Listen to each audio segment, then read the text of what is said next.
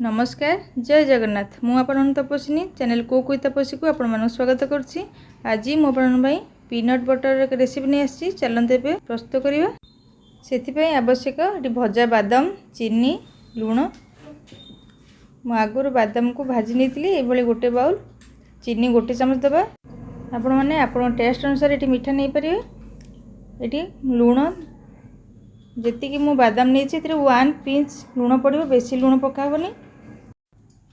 एबे हमें grinding करनबा। Grinding कला बेले आपण रही रही करेंगे एका थरक पेस्ट होनी।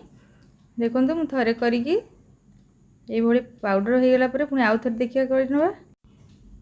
ये भाव में आम पेस्ट पर्यंत ग्राइंडिंग करनबा।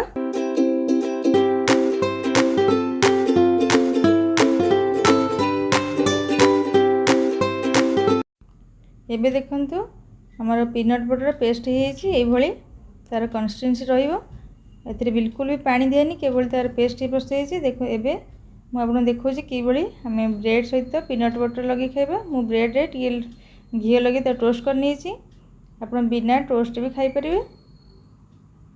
एभली भाव में आम पीनट लगे नवा पिला मानन को एभली टिफिन सकाल सकाल बनै देले तो बहुत पिला माने खुशी हो जाती।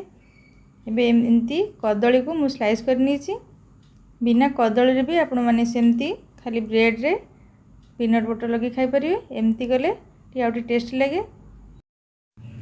पीनट बटर को सब एयर टाइट कंटेनर रखिए अधिक दिन रहिबो।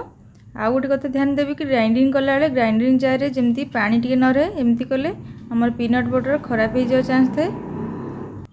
बाजार रे मिलुथुवा पीनट बटर आपण किणी खाइबा एमती घरे बनैकी पिलावन देले से बहुत हेल्दी होते। यही भाव में पीनट बटर आपण घर थे ट्राए करंतु केमिति लागले मते कमेंट सेक्शन जणाइबे। रहूची धन्यवाद।